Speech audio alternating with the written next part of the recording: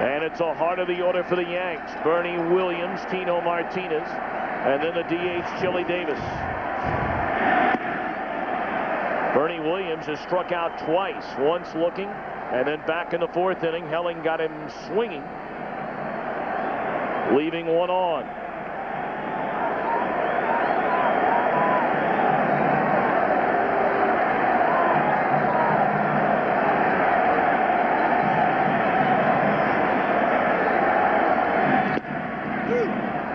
And Williams still not happy with a strike zone tonight from Chuck Merriweather. Good look at the hit zone for Bernie Williams. Bernie Williams is a guy I thought was going to have success against Helling because he's a good high ball hitter. He likes that ball up and out over the plate.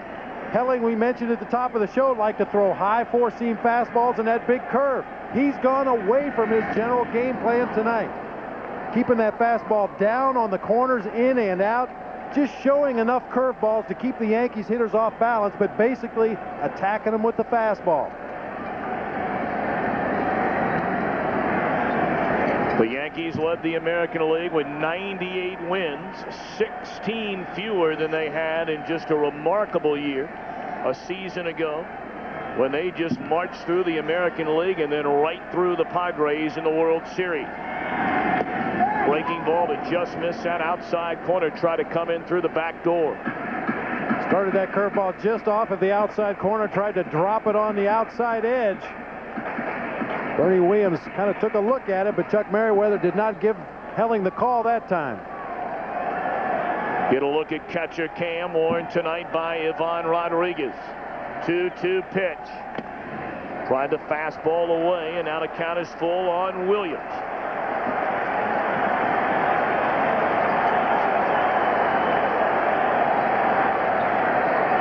Helling has not walked a batter tonight.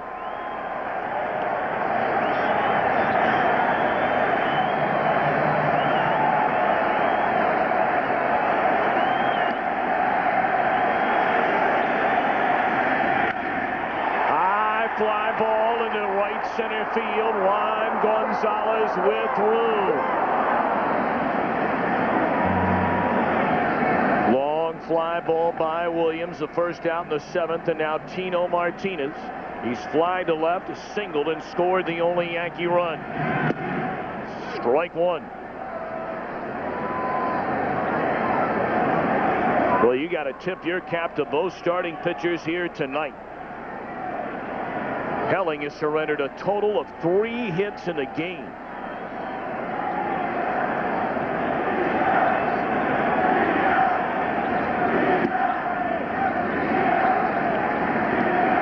And as you mentioned, Tommy has not walked a batter. That is a big part of the Yankees' offense. They drew 718 walks on the season. 1-1 to Tino Martinez is outside. 2 balls and a strike. We mentioned earlier that Tino Martinez has just eaten up Ranger pitching. The 6 home runs this year with 17 runs batted in.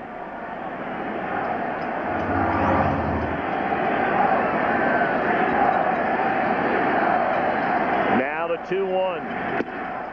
Fly the fastball outside, missed outside and high. Big pitch coming up for Helling. But Tino Martinez is so quick on the inside part of the plate. He can pull anybody's fastball. We talk about that short porch in right field here at Yankee Stadium. I would certainly think Helling is going to go away right here. He does, and that's his first walk of the night. 1 on, 1 out in the New York 7th of a 1-1 game. And Davis is down a strike.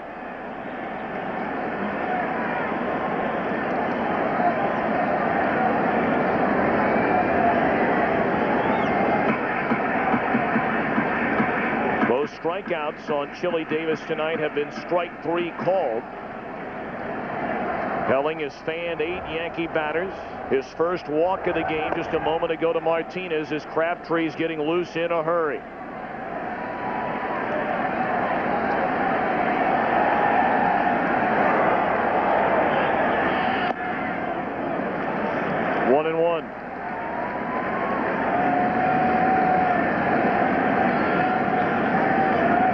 Chili Davis had such a great start to this season.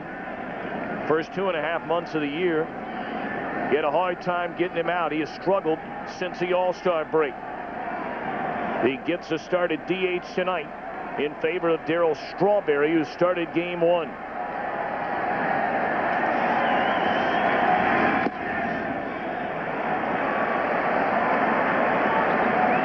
Chili Davis has had a remarkable career, as I mentioned earlier. Hit his 350th home run earlier this season, 4th among all switch hitters, 3-time All-Star, World Series rings with the Twins back in 1991 and with the Yankees last year.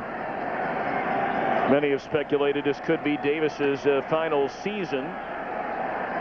Yankees have an option on his contract looking ahead to the year 2000. 2-1. Popped up down the left field line, and it will drift in amongst the fans. We talked to the Yankee general manager Brian Cashman in Lake before the game today, and he said they have a lot of tough decisions to make looking ahead to next year, including David Cone.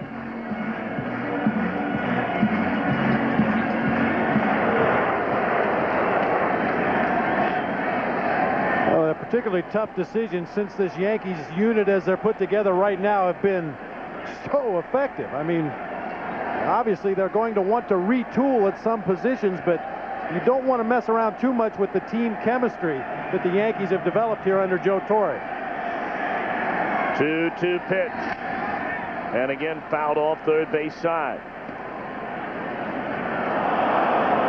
Helling continues to challenge Davis with the fastballs away.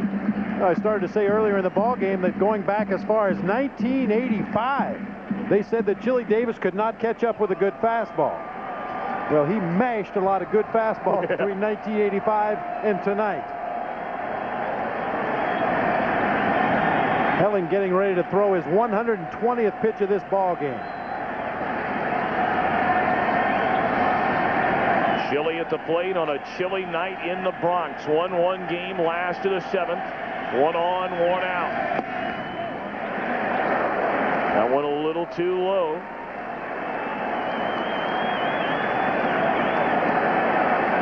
Crabtree is ready in the Texas bullpen.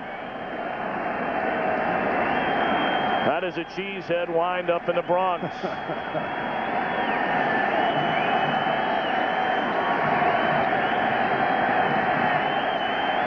A dangerous pitch here. When Chili Davis gets in a count where he can anticipate a fastball, he cheats a little bit, starts that bat a little bit sooner.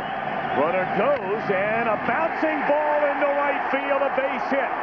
And Martinez will advance on to third. So Chili Davis on a 3-2 pitch hooks it through the right side, and the Yankees in business.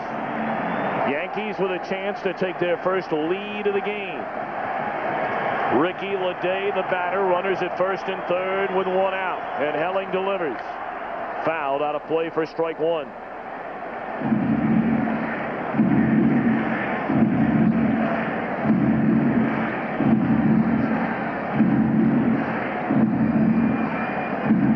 Well, as we showed you earlier in the ball game, Rick Helling very much a fly ball pitcher.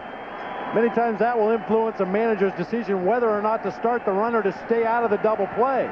If the pitcher just doesn't throw ground balls, you don't really have to be too concerned with the ground ball double play. In the air, right center field, on the run as Kelly won't get it, base hit. Scoring from third, Martinez, Bellinger on to third, Yankees lead 2-1.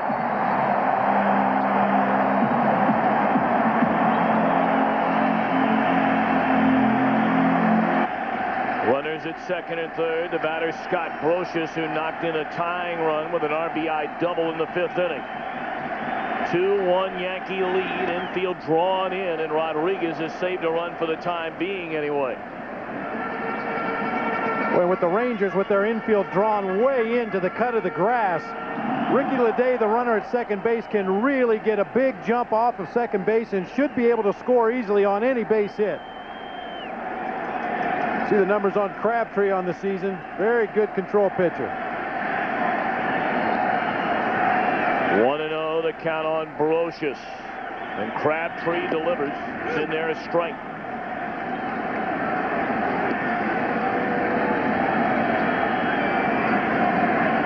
Crabtree, Venafro, Munoz until he dropped a computer monitor on his toe, broke a toe, and has made him unavailable for the postseason. Of course, Wetland cleans it up.